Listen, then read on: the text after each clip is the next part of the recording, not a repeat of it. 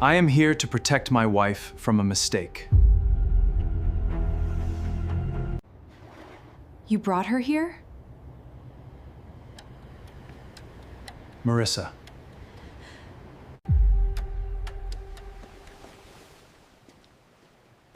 Your mother left sentiment and debt. What legal authority do you have? Marriage is not a power of attorney. Maybe you opened those accounts and forgot.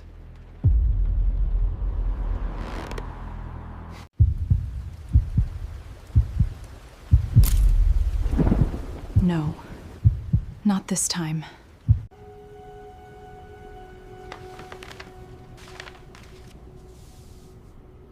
Then we start with the dates. Grant, what is this?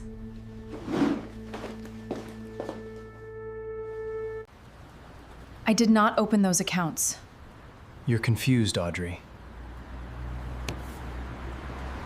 This form would let you borrow against her inheritance. Lorraine told her to sign nothing. I was trying to help. The worst thing Grant ever said to Audrey was not said during one of their arguments at home when the curtains were closed and nobody could hear him. It was not said during the nights when he counted her paycheck before she had even taken off her hospital shoes. It was not said when he made her apologize for crying too loudly after another 12-hour shift on the pediatric floor. The worst thing he ever said came beside her mother's coffin. Audrey stood under a gray November sky, with one hand wrapped around a damp tissue and the other resting on the polished edge of the casket. The funeral home had placed a thin green carpet over the cemetery grass because rain had softened the ground overnight. Everything smelled like wet leaves, cold lilies, and the faint, powdery perfume her mother Lorraine had worn every Sunday for as long as Audrey could remember. Lorraine had not been famous. She had not been rich. She had worked at a public library for 31 years, raised Audrey mostly alone, baked banana bread for neighbors who forgot to eat during grief, and kept every receipt in envelopes labeled by month. She was the kind of woman people underestimated because she was quiet, and the kind of woman people remembered because her quietness made room for them. Audrey had spent the entire service trying not to fall apart. She was a pediatric nurse, so she knew how to keep her voice steady when a child was afraid. She knew how to smile with tired eyes. She knew how to explain hard things gently, how to hold a mother's shoulder without promising what medicine could not promise, and how to walk into a supply room for 30 seconds so nobody would see her break. But that day there was no supply room. There was no chart to sign, no monitor to check, no tiny patient needing her calm more than she needed her own grief. There was only her mother being lowered into the earth and Grant standing beside her in an expensive black coat he had complained about buying. He waited until the ministers stepped away and the mourners began moving toward their cars. Then, with his mouth close enough that only Audrey and two nearby relatives could hear, Grant looked at Lorraine's casket and said the old woman had finally managed to leave them with nothing but a bill. At first, Audrey thought grief had twisted the words in her head. Then he kept going. He said Lorraine's family had always been worthless. He said the house was a dump, the funeral was a waste, and Audrey should not expect him to keep carrying people who had never known how to build anything. He said all of this while Audrey still had cemetery mud on the hem of her dress, and her mother's prayer card pressed so tightly in her fingers that the edge had bent. Nobody slapped him. Nobody shouted. That was the strange thing about cruelty inside a polite family gathering. It did not always make a loud sound. Sometimes it settled over people like cold fog. Audrey's cousin looked down at her shoes. Her aunt turned toward the road as if she had suddenly remembered something in her car. Grant straightened his tie, satisfied with the silence. because silence had always been his favorite kind of permission. Audrey did not answer him. She only looked at the casket and thought about the last time her mother had held her hand.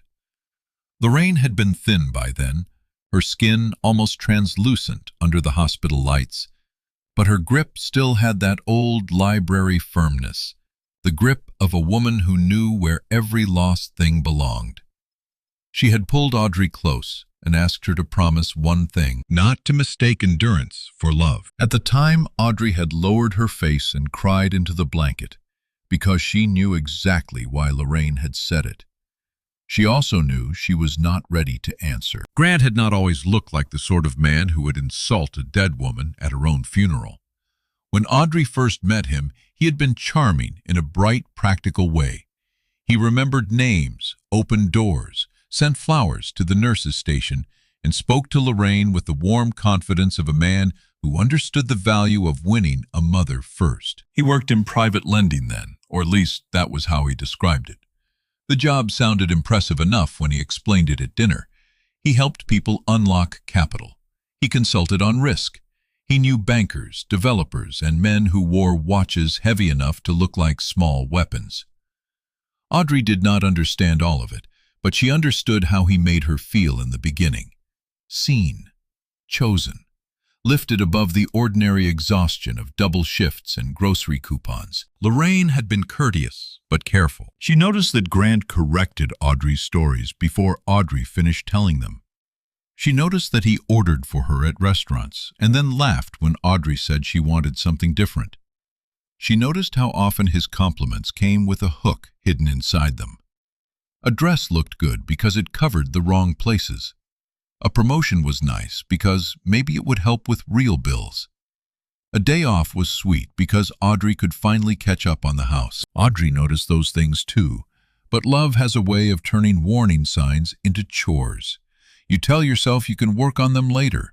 You tell yourself everybody has flaws.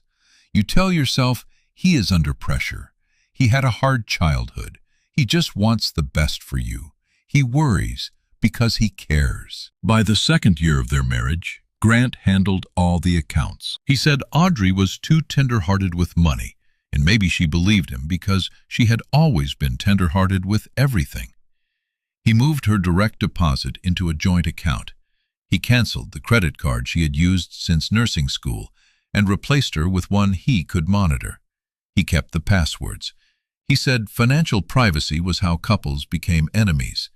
He said trust meant not asking suspicious questions. When Lorraine asked Audrey whether she still had access to her own retirement account, Audrey smiled too quickly and said, yes. The answer was not exactly true, but it was close enough to survive a Sunday lunch. That was how Audrey had learned to live in her marriage. Close enough. Close enough to happiness when Grant posted anniversary photos with captions about his beautiful wife. Close enough to peace when he apologized after making her cry, especially if the apology came with a new candle or a dinner reservation. Close enough to safe when he never hit her, not once, and made sure she remembered that fact whenever she looked wounded by something he had done with words. At the hospital, Audrey was known for staying late with frightened children. She worked in pediatrics at Cedar Ridge Children's Hospital on a floor painted with faded murals of clouds and hot air balloons. Parents trusted her because she did not rush their fear. Children trusted her because she never lied in that bright, adult way children can hear from across the room. She kept stickers in her pocket. She drew tiny stars on paper medicine cups. She knew which child wanted the dinosaur blanket and which teenager wanted everyone to stop using the word brave. Her colleagues teased her for remembering every sibling's name, every allergy, every stuffed animal with a missing eye. Grant called that part of her job emotional housekeeping. He said nurses got attached because they had no ambition. He said doctors made decisions while nurses made beds. He said this mostly when Audrey came home too tired to cook, or when a parent sent a thank you card that made her cry at the kitchen table.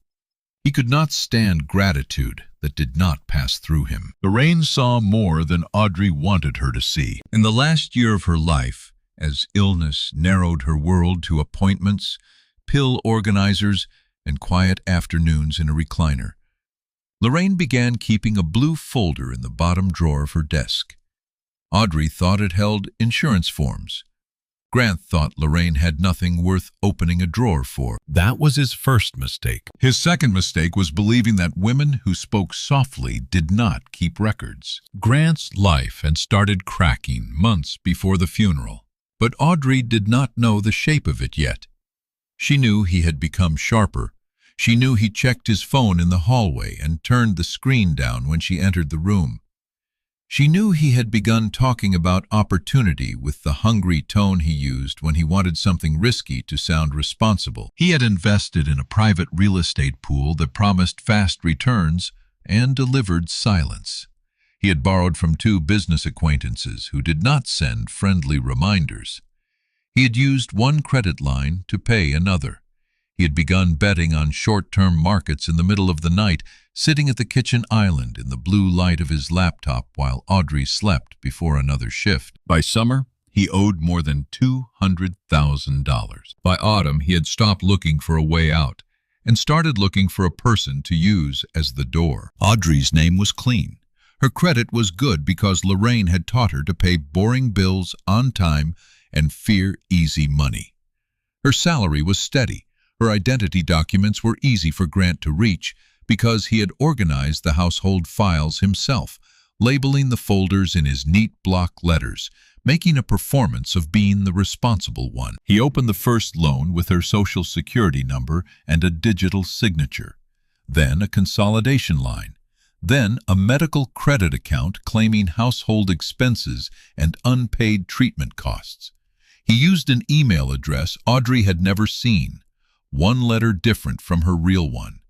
He sent the notices to a post office box near his office, then later to Lorraine's address, when a lender required a residential backup, and he thought the old woman would toss anything that looked like junk. Lorraine did not toss it. She slit envelopes open with the same brass letter opener she had used for library mail. She read the fine print with a magnifying glass. She wrote dates on sticky notes. She called one customer service line and listened long enough to learn that a debt in Audrey's name had been created on a day Audrey was working a double shift in pediatric oncology. Lorraine was sick, but she was not confused. She did not confront Grant. Maybe she knew he would lie. Maybe she knew he would punish Audrey for it before the truth was strong enough to stand. Instead, she began building a trail. She saved envelopes. She wrote down phone numbers. She asked a retired attorney from her church, Daniel Price, what a person should do if debt notices arrived for someone who did not know they existed. She collected her own bank statements to prove none of the money had come to her. She wrote a letter to Audrey, then sealed it, then wrote another one because the first had too much fear in it. 3 weeks before she died, Lorraine added one more item to the blue folder. A small silver key on a ribbon taped to an index card. On the card, she wrote that Audrey should open the fireproof box alone. After the cemetery, Audrey did not think about any of that. She thought only about breathing without making a sound. Grant drove her home from the funeral in silence until they reached the first red light. Then he began talking about cost. The casket, the flowers, the minister's honorarium, the reception trays nobody had eaten enough of. He spoke as if grief were a business that had failed to justify its expense. He reminded Audrey that Lorraine's house needed repairs before it could sell. He said Audrey would need to be practical for once. Practical meant what it had always meant in Grant's mouth. Obedient, but with paperwork. At home, he loosened his tie, poured himself a drink, and asked where Lorraine had kept her financial documents. Audrey was still wearing the black dress she had bought with cash from her own hidden envelope because Grant had called mourning clothes a needless purchase. She stood in the living room doorway, looking at the man who had just insulted her mother, and felt something inside her go very still. It was not courage yet. Courage would come later, with shaking hands and forms she did not understand. This was only the first quiet refusal. She told him she did not know. Grant's face tightened for less than a second. Then he smiled that public smile, the one that never reached his eyes, and said she needed rest. He took her coat from her shoulders with careful gentleness, as if anyone watching would have seen a devoted husband. But his fingers pressed too hard at the collarbone, and Audrey understood the message. Do not make this difficult. That night, while Grant slept with his phone under his pillow, Audrey sat on the bathroom floor and read the prayer card from the funeral.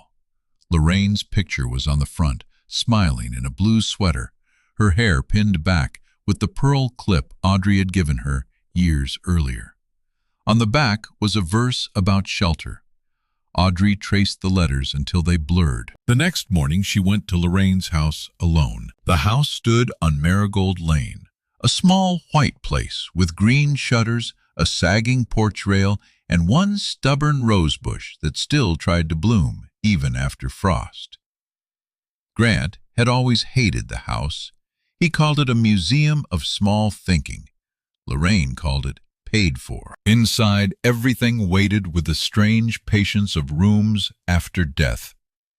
A mug sat upside down beside the sink. Library books were stacked near the door, ready to be returned. A cardigan hung over the back of the chair, carrying the faint smell of lavender soap and menthol cream. Audrey made it as far as the desk before she had to sit down. The bottom drawer stuck the way it always had. She pulled harder, and it opened with a wooden groan. There were the insurance folders, the old tax returns, the envelopes labeled by month. Underneath them was the blue folder. On top, in Lorraine's handwriting, were 5 words. For when you are ready. Audrey almost put it back. That was the humiliating truth she would remember later. Not that she had been brave from the first moment. Not that she had opened the folder like a woman in a movie, already aware that justice was waiting in paper form. She almost slid the drawer shut, because grief had made her tired, and fear had made obedience feel like rest. Then her phone buzzed. Grant had sent one message asking whether she had found the deed yet. A second message arrived before she could answer, reminding her not to let her cousins take anything of value. A third told her he had scheduled a meeting with a broker to discuss the house. Audrey looked at the messages, then at her mother's handwriting. She opened the folder. The first page was a letter. Lorraine had written it in blue ink, the lines slightly uneven from the tremor in her hand. It began without drama. She told Audrey where to find the life insurance policy, which bills had already been paid, which neighbor had a spare key, and which casserole in the freezer was from Mrs. Alvarez and should be thrown away because Mrs. Alvarez meant well, but had never understood salt. Audrey laughed once unexpectedly, and the sound broke in the middle. Then the letter changed. Lorraine wrote that love should make a person larger, not easier to erase. She wrote that Audrey had spent years making herself small enough to keep peace in a house where peace depended on Grant getting his way.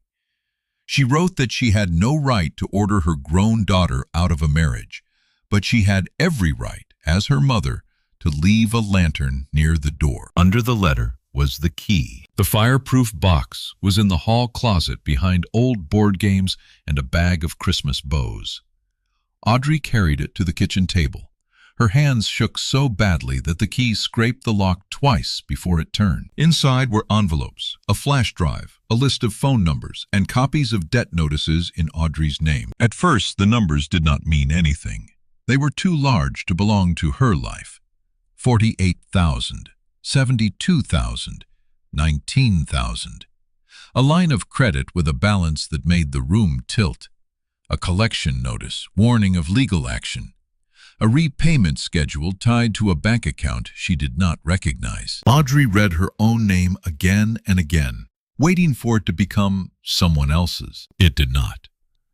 Her mother's notes were clipped to the documents with paper clips sorted by color. Yellow meant a notice had arrived at Lorraine's house. Pink meant Lorraine had spoken to someone and written down the time. Blue meant Daniel Price had reviewed it and suggested Audrey verify the account herself before accusing anyone. There was no accusation in the folder, Not exactly. Lorraine had been careful. She had written that the accounts appeared to be fraudulent, that Audrey should not sign anything Grant brought her, and that she should contact Daniel before speaking to any lender.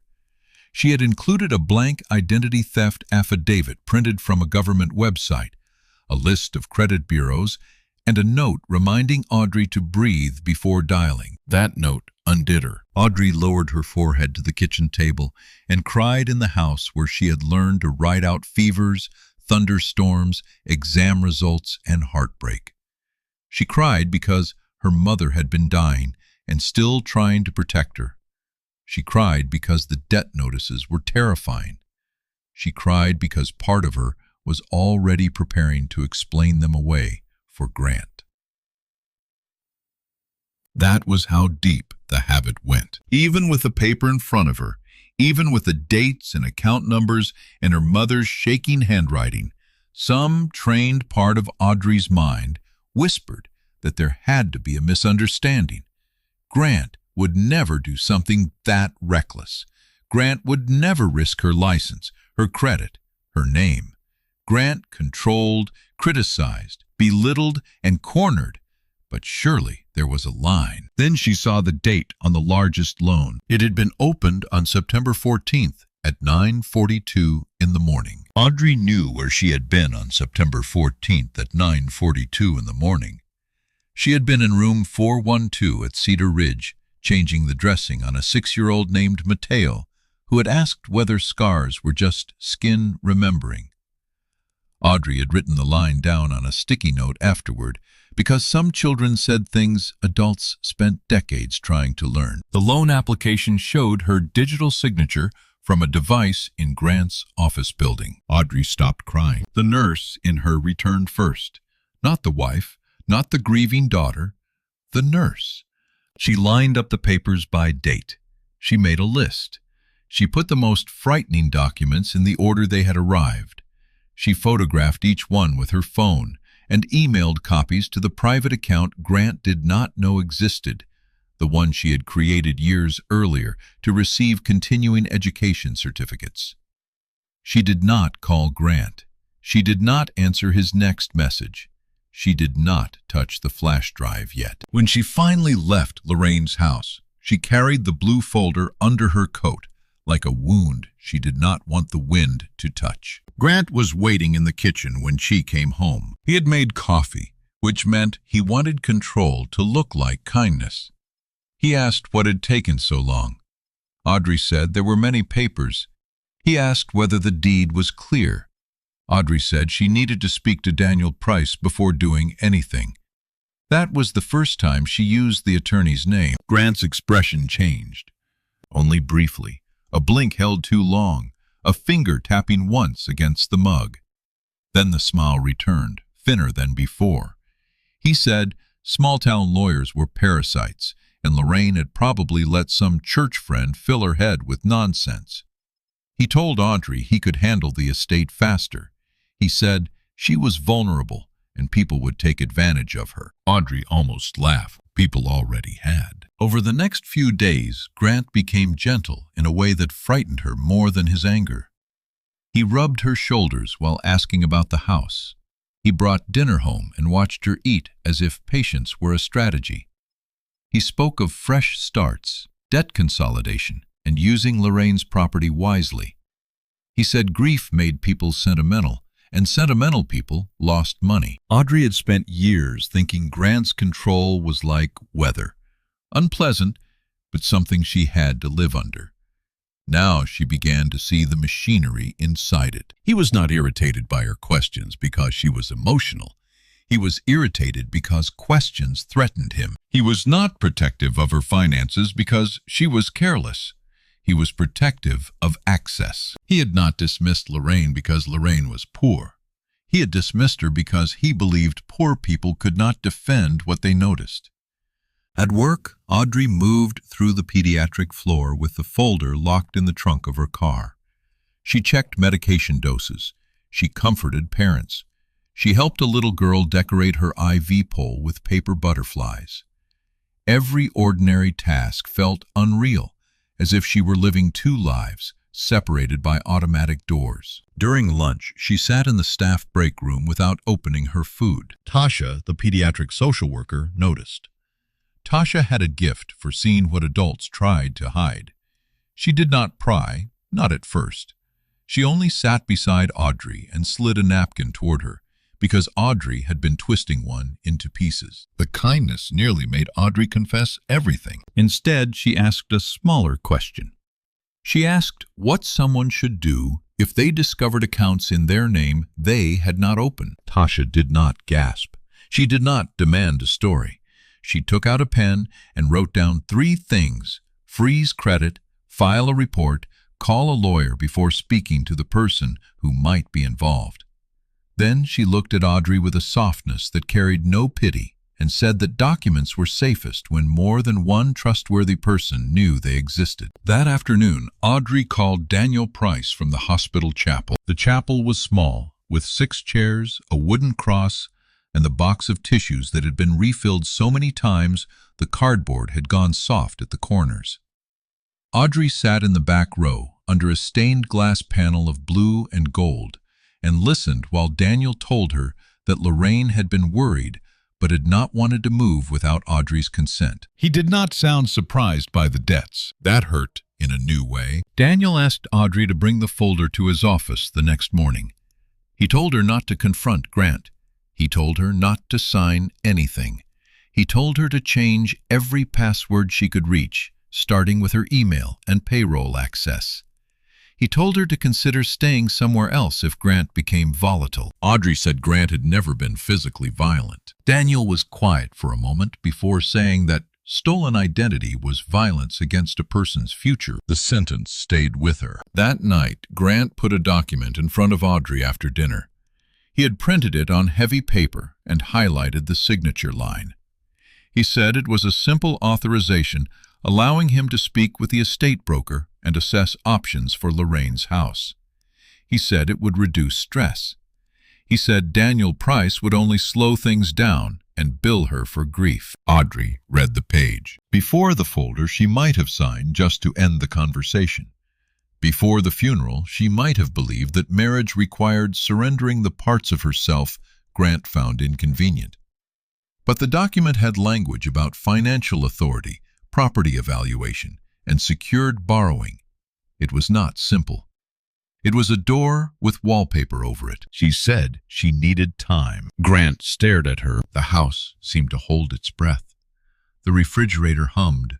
Rain clicked against the window over the sink. Audrey kept her eyes on the paper because looking directly at him still made old fear climb her spine. He told her she was acting unstable. He said her mother had made her suspicious from the grave. He said a good wife did not treat her husband like a criminal. Audrey folded the document once and said she was going to bed. She did not sleep. At 2:17 in the morning, while Grant snored beside her, his phone lit up on the nightstand. Audrey had never touched his phone before, not because she trusted him, but because he had trained her to think privacy flowed in only one direction. He could check her messages in the name of openness. She could not check his without proving she had something ugly inside her. The screen showed a message preview from a woman named Marissa. It was only a few words, but they were enough. Marissa wanted to know whether the funeral had finally given him access to the house. Audrey looked at the message until the screen went dark. The affair did not surprise her as much as it should have. Maybe betrayal has a scent before it has proof. Maybe Audrey had smelled it for months in his new cologne, his late meetings, the way he guarded his phone with the vigilance of a man protecting not love, but logistics. She did not wake him. She went to the bathroom, locked the door, and sat on the edge of the tub with both hands over her mouth. Not to stop herself from crying, to stop herself from making any sound he could use. The next morning, Audrey went to Daniel's office. It was above a bakery on Elm Street, the kind of old office with radiators that clanked and shelves full of legal books nobody opened anymore, but nobody wanted to throw away. Daniel was in his 70s, with careful hands and a voice that made even bad news feel organized. He spread Lorraine's documents across a conference table and examined them the way a doctor examines test results. Audrey expected him to say there was not enough. Instead, he said Lorraine had done more than most frightened people managed to do while healthy. The notices by themselves proved only that debts existed, but the dates mattered. The addresses mattered. The email variation mattered. The payment routing mattered. The application metadata that one lender had accidentally included in a confirmation letter mattered. Most of all, Audrey's work records mattered, because several signatures had been made while her badge was active inside restricted hospital units. Daniel explained the steps: police report, identity theft affidavits, certified letters to lenders, credit freezes, bank account separation, payroll changes, a safe mailing address, divorce counsel if Audrey chose that route. He did not push the last one. He simply placed it on the table like a clean instrument. Audrey stared at the papers and heard Grant's voice from the cemetery calling her family worthless. For the first time, the word did not land where he meant it to land. It turned around. The following week became a season of small, secret tasks. Audrey changed her payroll deposit to a new account at a credit union across town. She froze her credit during a break between medication rounds. She filed an identity theft report from Tasha's office while Tasha sat outside the door eating a granola bar she did not want, just so Audrey would not be alone. She asked hospital administration for her badge access logs for specific dates, saying only that they were needed for a legal matter. At home, she continued moving carefully. Grant sensed resistance, but not the depth of it. Controlling people often mistake quiet for weakness because it has worked for them before. He saw Audrey cooking less, speaking less, sleeping at odd hours, and assumed grief had made her pliable. He did not understand that she was conserving energy. He became careless. He left a folder from his office in the back seat of his car. Audrey saw it while returning his dry cleaning, another errand he had assigned, as if her bereavement leave belonged to him. Inside were printouts from lenders, a spreadsheet of balances, and a handwritten note with Marissa's condo address. He had written Audrey's name beside one line and Lorraine House under collateral possibilities. She photographed everything. The next day, one of the lenders called Audrey directly for the first time. Grant must have lost control of a payment. The caller spoke in the polished, relentless tone of someone trained to be polite while tightening a rope. Audrey listened, wrote down every word, and asked for the original application packet. The caller resisted until Audrey gave the phrase Daniel had taught her: alleged identity theft. The packet arrived by secure email 2 days later. The signature was wrong. Not wildly wrong. Grant was too careful for that. But Audrey had signed medication logs, school forms, condolence cards, and birthday notes for enough years to know the rhythm of her own name. The forged signature leaned too hard. The capital A had Grant's sharpness. The Y at the end did not return the way hers did. There was also an uploaded copy of her driver's license. Audrey remembered the day Grant had taken it. He had said he needed to scan both their IDs for a travel rewards account. She had been making soup, and he had kissed the top of her head as he lifted her wallet from the counter. Such a small theft wrapped in such ordinary affection. That was when shame tried to enter the room. It came quietly with a familiar script. How could she not have seen it? How could a nurse trusted with fragile children be fooled inside her own home? How could she explain to anyone that her husband had stolen her name while sleeping beside her? Tasha answered that before Audrey even said it aloud. She said people like Grant did not begin with the worst thing. They began with favors, systems, small permissions, exhaustion, embarrassment, and love. They built a hallway 1 inch narrower at a time until the person inside forgot the width of a door. Audrey needed to hear that more than once. Meanwhile, Grant's pressure sharpened. He complained that Audrey's new silence was disrespectful. He asked whether Daniel had turned her against him. He told her she owed him transparency. He suggested she was hiding money from the estate. One evening, he blocked the kitchen doorway and spoke for 20 minutes about loyalty while Audrey watched the clock over his shoulder and measured the distance to her car keys. She left the next morning with a duffel bag, not dramatically, not during a storm, not with music swelling or tires screaming on wet pavement. She left while Grant was at the gym, carrying 2 sets of scrubs, her mother's prayer card, the blue folder, and the small silver key. She drove to Lorraine's house and slept there on the couch under a quilt that still smelled faintly of cedar. Grant called 37 times. Then he began texting. At first, the messages were soft. He was worried. He loved her. She was not herself. They should talk before outsiders poisoned their marriage. Then they became colder. She was abandoning her obligations. She was unstable. She was stealing marital property. She had no idea how ugly things could get if he stopped protecting her. Audrey screenshotted every message. The next morning, Grant arrived at Lorraine's house and pounded on the front door. Audrey did not open it. She stood in the hallway with her phone recording and listened as he moved from concern to rage in less than 2 minutes. He called the house trash. He called Lorraine a bitter old woman.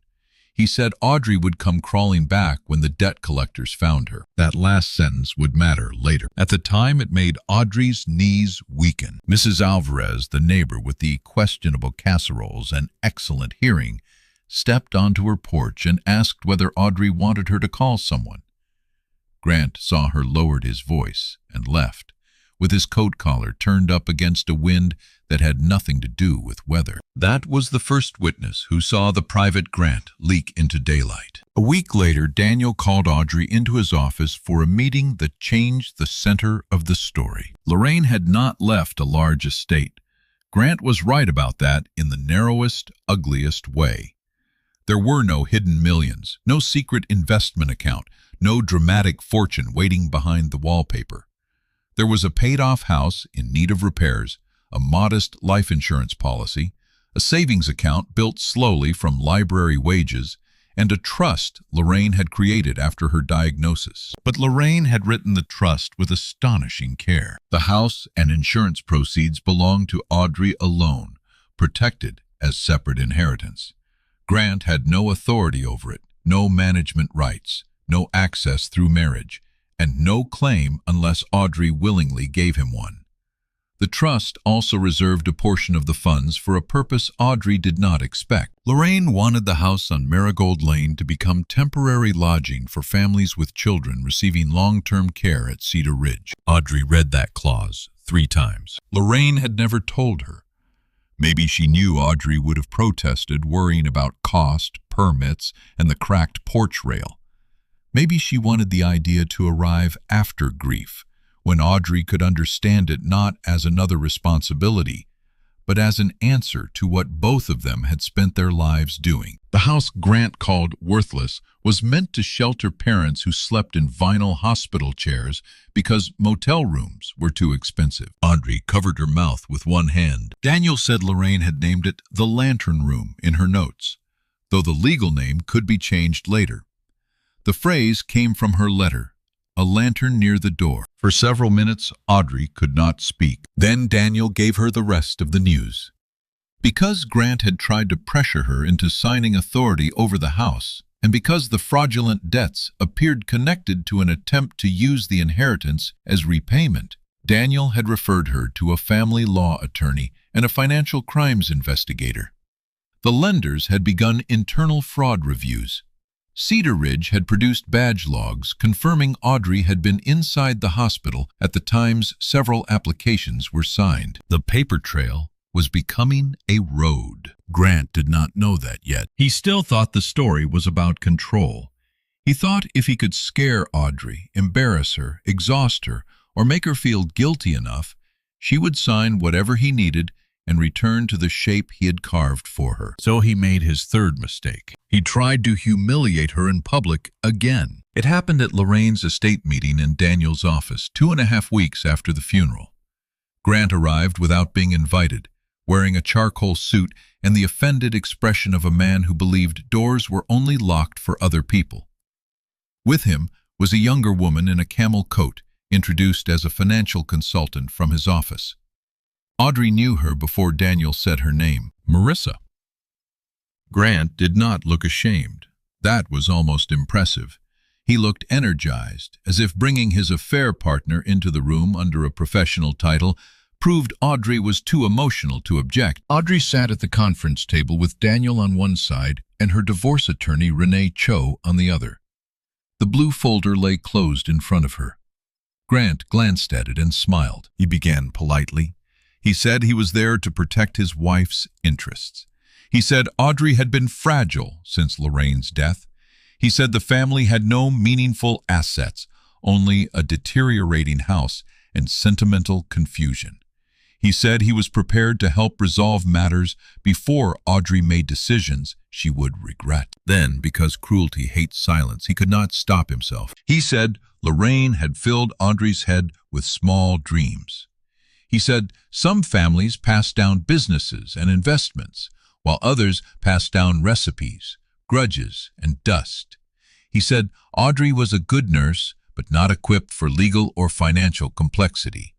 He said the smart thing would be to let him handle the estate and clean up the mess her mother had left behind. Nobody interrupted him. Daniel let him speak. Renee took notes. Audrey watched Marissa avoid looking directly at the blue folder. For years, Audrey had mistaken interruption for strength. Grant interrupted because he needed the room bent toward him.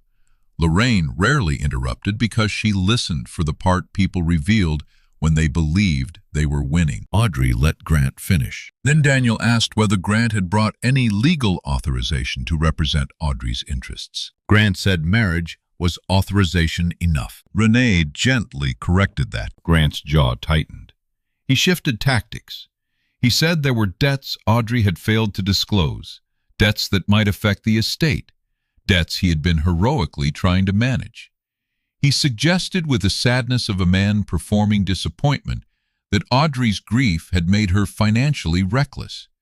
He said she might have opened accounts and forgotten them. That was the moment Audrey understood why he had come. He was not only trying to get the house, he was preparing to blame her for the loans. He had spent years calling her careless, so that when the theft surfaced, the accusation would already have somewhere to land. Audrey felt fear rise old and bodily.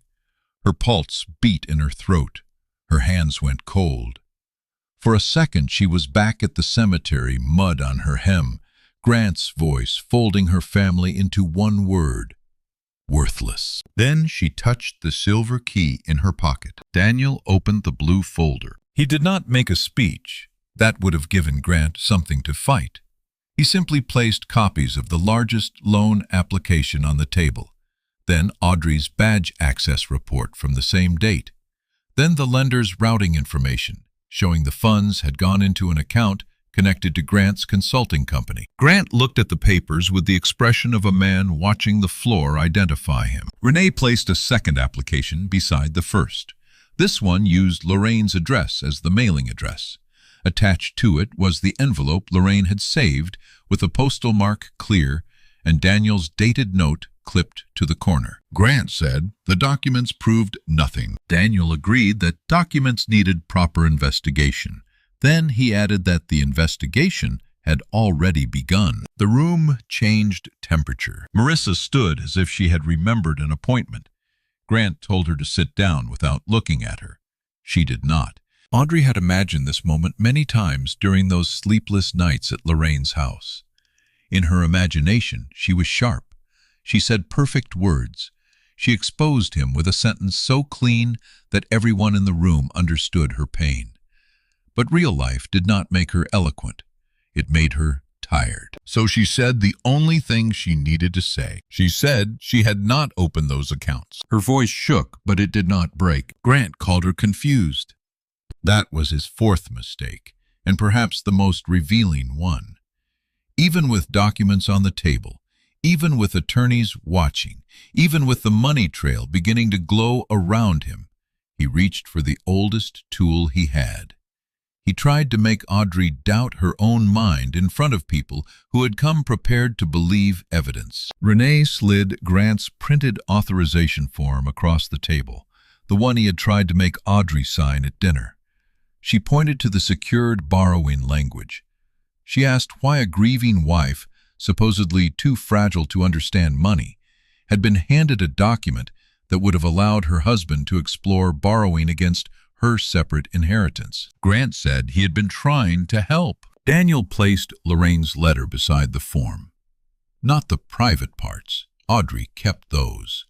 Only the final page where Lorraine had written that Audrey should sign nothing until independent counsel reviewed it. Grant stared at Lorraine's handwriting. For the first time, Audrey saw something close to fear, not remorse. Grant was not grieving what he had done to her. He was calculating what could be proved. But fear was something. Fear meant the room no longer belonged to him. The meeting ended without drama. No one was dragged out. No one shouted. Grant left with Marissa walking 3 steps ahead of him, her phone already in her hand. Audrey stayed seated after the door closed because her legs did not trust the floor yet. Daniel gathered the papers slowly. Renee asked Audrey if she wanted a few minutes. Audrey nodded. Then in that quiet office above the bakery, with traffic hissing on wet pavement below, Audrey finally said aloud what her body had known for years. She wanted a divorce. The next months were not clean. Stories like this often sound simple once the reveal arrives, as if proof removes pain, the way a key opens a lock. It does not. Grant fought. He denied everything. He claimed Audrey had authorized the loans. During marital discussions she conveniently could not remember. He said Lorraine had manipulated her. He said Daniel had taken advantage of an unstable woman. He threatened to expose Audrey's supposed financial irresponsibility to the hospital, as if pediatric nurses could lose their licenses for being victims of fraud. Then the records started answering him. The largest loan had been applied for from an IP address associated with Grant's office. The bank account receiving funds had paid his delinquent business debts within 48 hours. A portion had gone to a jewelry store, where Marissa later admitted Grant bought a bracelet he told her came from a bonus.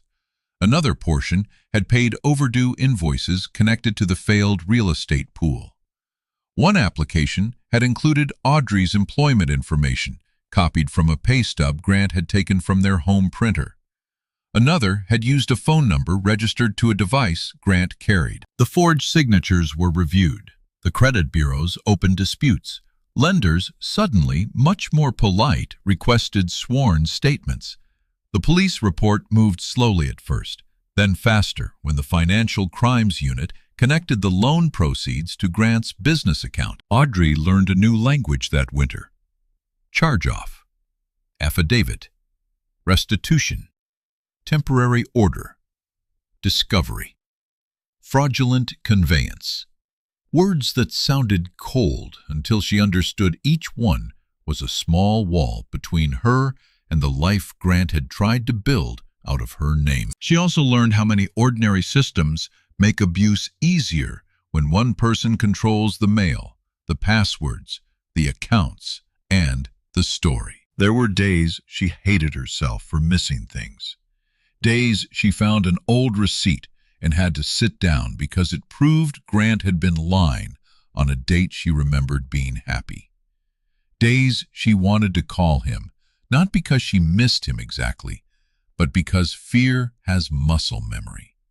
The person who hurts you can still be the person your nervous system wants to ask for relief. Tasha told her that was normal. Audrey did not like normal.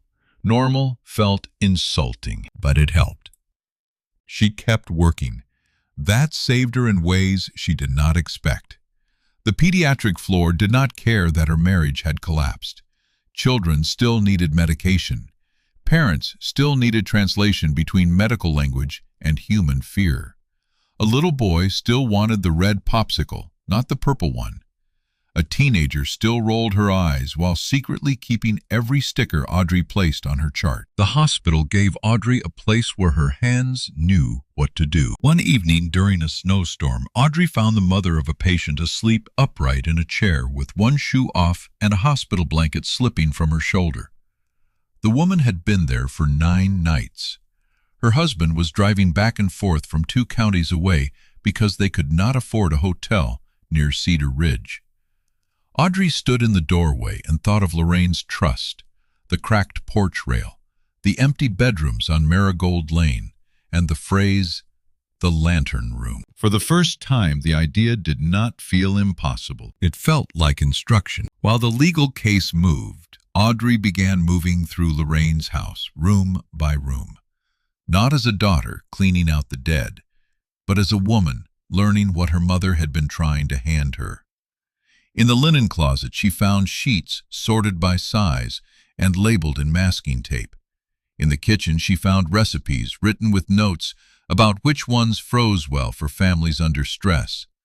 In the desk, she found a list of local contractors with stars beside the ones Lorraine trusted not to overcharge women living alone. Lorraine had been preparing the house for more than Audrey's escape. She had been preparing it for use. Daniel helped Audrey connect with a small nonprofit that supported families of hospitalized children. Cedar Ridge's Family Services Department offered guidance, not ownership.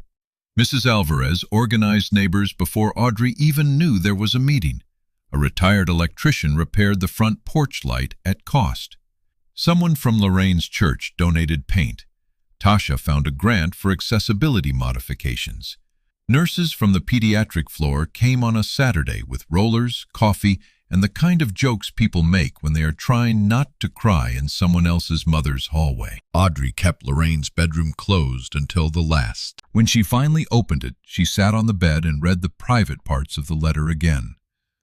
Lorraine had written that she was sorry she could not stay long enough to see Audrey free. She wrote that mothers sometimes failed by hoping patients would protect their daughters from men who mistook patience for permission. She wrote that Audrey should not turn survival into another job she had to do perfectly. Audrey pressed the paper to her chest. Then she folded it carefully and put it back in the envelope. The legal consequences arrived in layers. First, the court granted Audrey temporary exclusive use of Lorraine's house and barred Grant from contacting her except through attorneys. Then, several lenders formally recognized the accounts as disputed identity theft and stopped collection activity against her. Her credit report did not heal instantly, but the bleeding stopped. That mattered. For months, Audrey had felt as if invisible strangers could reach into her future and take pieces of it. The freeze, the reports, the affidavits, the case numbers, they were not glamorous, but they gave her back edges. Then Grant's employer placed him on leave. He had used company systems and professional contacts while submitting fraudulent applications. He had represented himself as a consultant managing household debt. He had moved funds through accounts that were supposed to remain separate from client business. Men like Grant often survive cruelty because cruelty is hard to quantify. But money leaves footprints, and his footprints crossed too many polished floors. Marissa cooperated before Grant expected it. She was not innocent in every way. She had known he was married. She had liked the restaurants, the bracelet, the version of him that spoke about future properties and fresh starts. But she had not known the loans were in Audrey's name. When investigators showed her the transaction dates, the condo payments, the messages about the funeral and the house, she protected herself with the speed of someone suddenly aware she had been standing too close to a fire. Her messages filled in motive. Grant had told Marissa that Audrey was weak, that Lorraine's house would be sold, that the nurse money and the old woman's property would cover his temporary obligations. He had written that Audrey would sign if handled correctly. He had written that grief made people manageable. Audrey read that line in Renee's office and felt a coldness move through her that was almost calm. Grief made people manageable. Grant had looked at her mother's death and seen leverage. After that, Audrey stopped waiting for an apology. not because forgiveness had arrived, but because the fantasy of his remorse had been another chain. She no longer needed Grant to understand the wound in order to name it. By spring, Grant's world had narrowed. The business acquaintances he owed money to stopped inviting him to meetings and started calling attorneys. His employer terminated him. The financial crimes investigation led to charges related to identity theft, forgery, and fraudulent loan applications.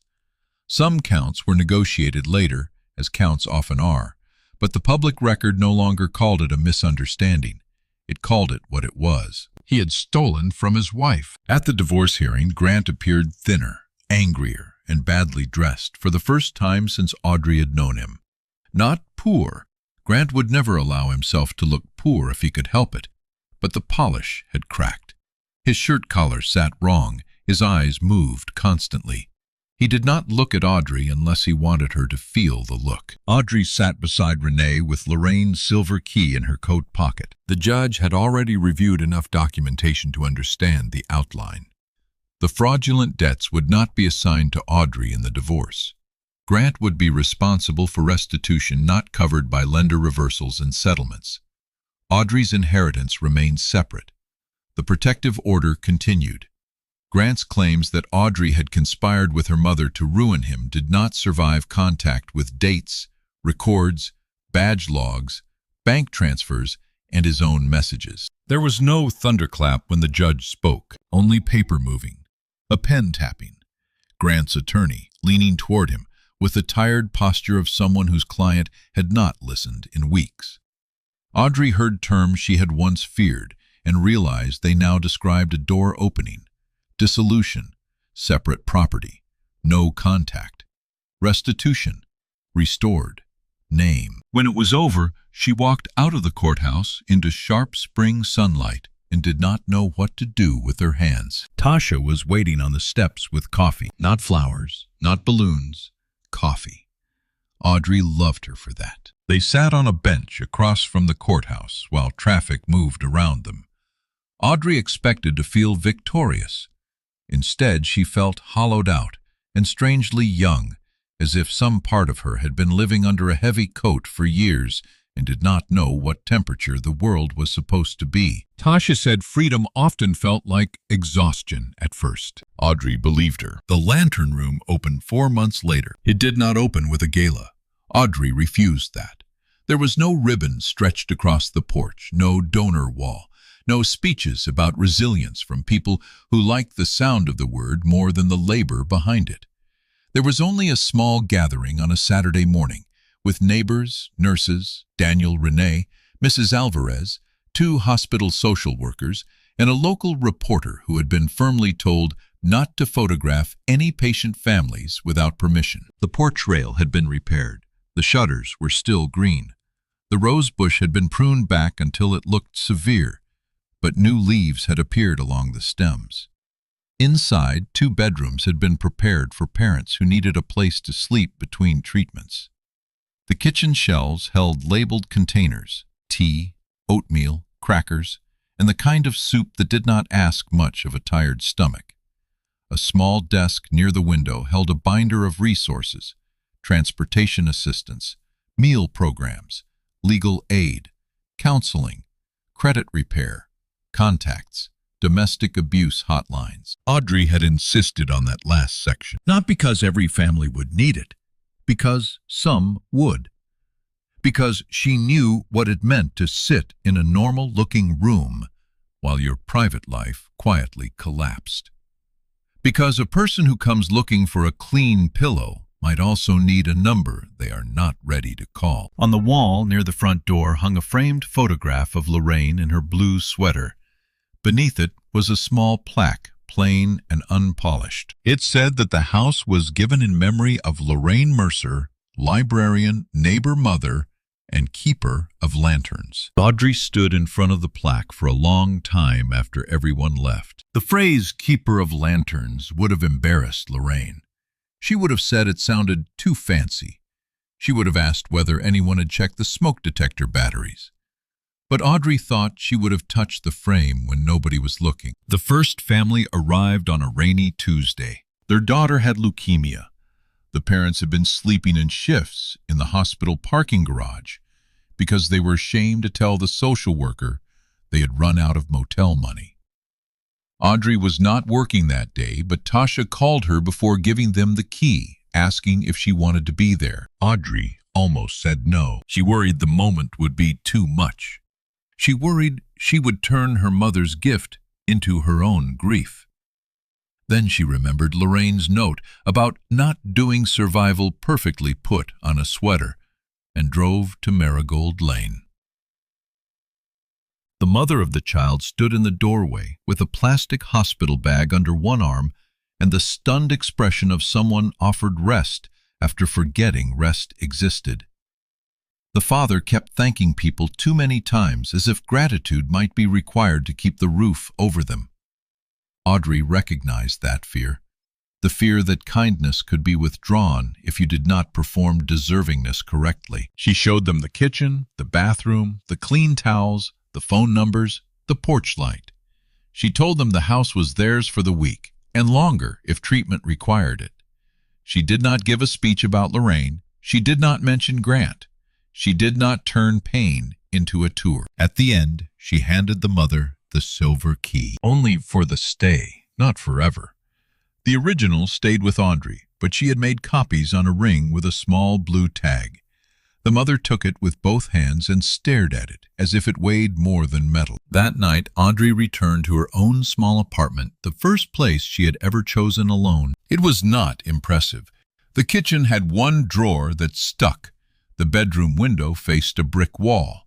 The couch had come from a nurse who was moving in with her sister and smelled faintly of lemon cleaner no matter what Audrey did. But every bill was in Audrey's name because Audrey had put it there. Every password belonged to her. Every silence in the room was peaceful because nobody was using it as a weapon. She slept 7 hours without waking. There were still consequences. That matters to say. Her credit took time to repair.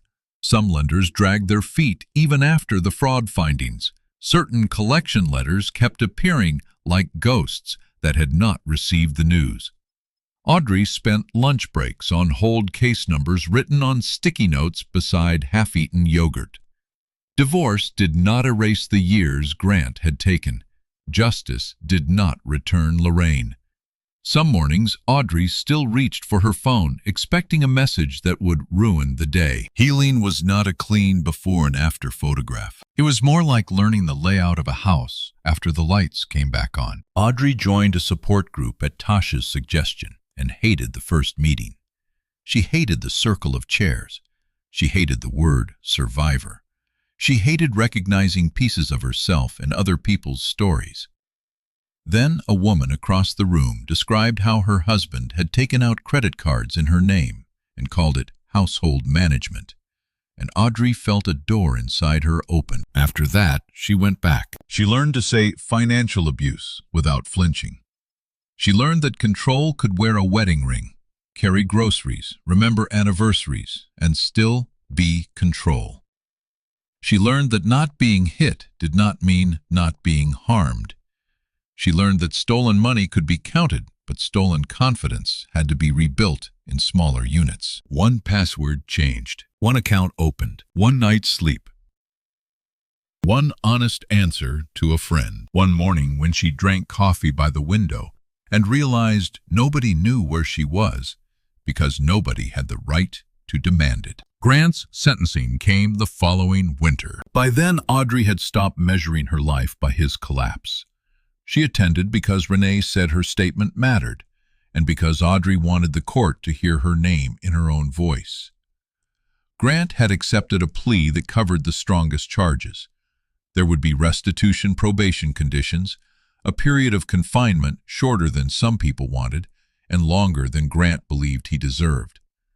There would be professional consequences he could not charm away. Audrey stood in court with a folded page in her hands. She did not describe him as a monster. She did not need that word. Monsters are too easy. They live outside the ordinary.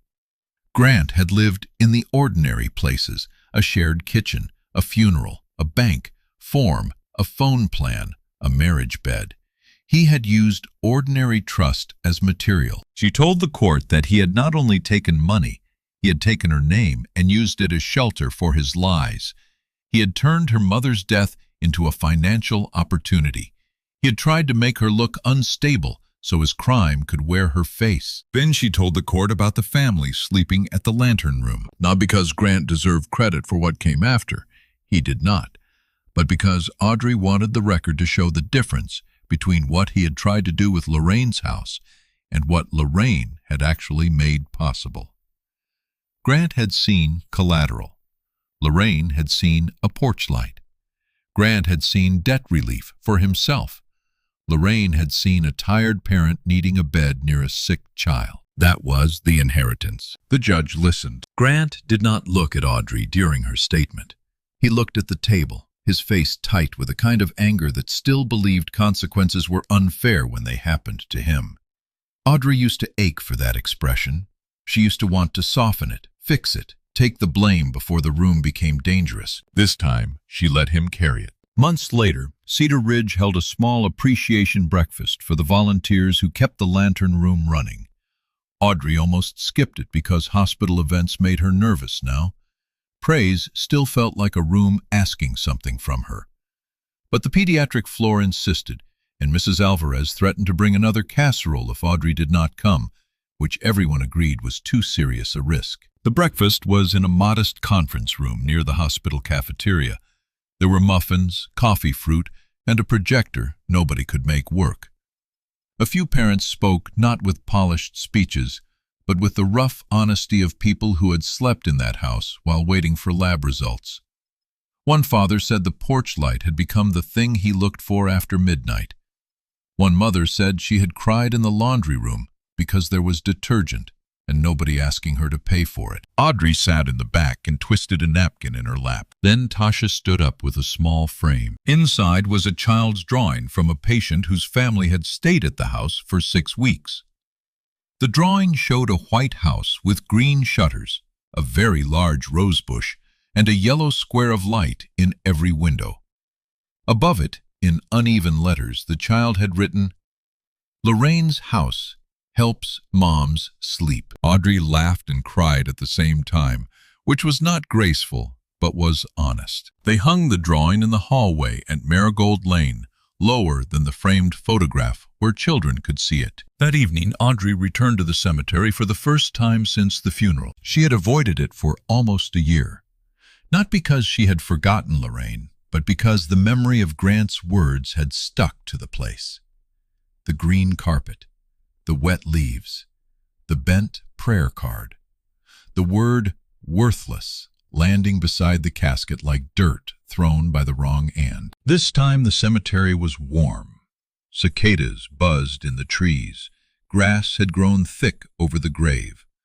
Audrey knelt and brushed a few clippings from the stone. She told her mother about the first family, then the second, then the mother who had left a thank you note in the sugar bowl because she did not know where else to put it. She told her about the repaired porch rail, the resource binder, the drawing in the hallway, the rose bush coming back uneven but alive. She did not tell Lorraine that everything was fine. Lorraine would not have believed that anyway. She told her the truth, that she was better, that some days still hurt, that she wished the letter had never needed to be written, that she was angry and grateful in the same breath, that Grant had been held responsible, but no court could give back the version of Audrey who once believed patience could turn control into love. Then she took the bent prayer card from her wallet. She had carried it for a year, the edge still creased from the pressure of her hand at the funeral. On the back, under the printed verse, Audrey had written one line from Lorraine's letter. "Do not mistake endurance for love." She did not leave the card at the grave. She thought about it, then placed it back in her wallet. Some things were not meant to be buried. Some things were meant to be carried until they became less like a wound and more like a compass. Before she left, she stood for a moment and looked across the rows of stones. Grant had called her family worthless because he could only measure value by what he could take from it. He had seen no account large enough to respect, no property polished enough to flatter him, no grieving woman strong enough to fear. He had stood beside a coffin and mistook quiet love for emptiness. But Lorraine had left a house that became shelter. She had left documents that became protection. She had left a letter that became a door. And she had left Audrey something Grant could not forge, borrow, against, charm, away, or spend. She had left her the truth in her own name. On the first anniversary of the Lantern Room opening, Audrey worked a day shift. Near the end of it, she found a little boy sitting cross-legged on his bed, carefully placing star stickers on his father's visitor badge. His family had stayed at Marigold Lane during the hardest part of his treatment. The boy looked up and asked Audrey whether she knew the lady in the picture at the house. Audrey said she did. She told him the lady was her mother. The boy considered that with great seriousness, then said the house must have learned kindness from her. Audrey had no professional answer for that, so she smiled, adjusted the blanket around his knees, and finished her rounds with tears sitting quietly behind her eyes. That night, after her shift, she drove by Marigold Lane before going home. The porch light was on. A minivan with out-of-state plates was parked at the curb. Through the kitchen window, she could see a man washing dishes slowly, his shoulders rounded with exhaustion, while a woman sat at the table with both hands wrapped around a mug. No one inside knew Audrey was there. That was the best part. The house did not need her to perform its meaning. It simply held people. It gave them towels, a locked door, a little cereal, a place to cry where their child could not hear. It did what Lorraine had always done. It made room. Audrey touched the silver key on her key ring, the original one, worn smooth now from her thumb. For years, Grant had made her life smaller by insisting he knew what everything was worth. Her time, her work, her mother, her grief, her name. He had priced them all according to their usefulness to him, but value had been moving quietly under his contempt the whole time. It was in the library receipts Lorraine saved, in the badge logs Audrey requested, in Tasha's napkin and Daniel's careful files, in Mrs. Alvarez stepping onto her porch, in a child's drawing hung low on a hallway wall, in every parent who slept one more hour because a woman Grant had mocked refused to let love die unused. Audrey drove home with the window cracked open and the night air cool on her face. Her apartment light was waiting. Her own account paid the bill. Her own hand held the key. Her own name, once stolen and dragged through debt, had been returned to her piece by piece until it no longer felt like evidence. It felt like hers. And somewhere behind her on Marigold Lane, the porch light kept burning. Not brightly enough to impress anyone passing fast, not grandly enough for a man like Grant to understand. Just steadily, just enough to guide someone tired to the door.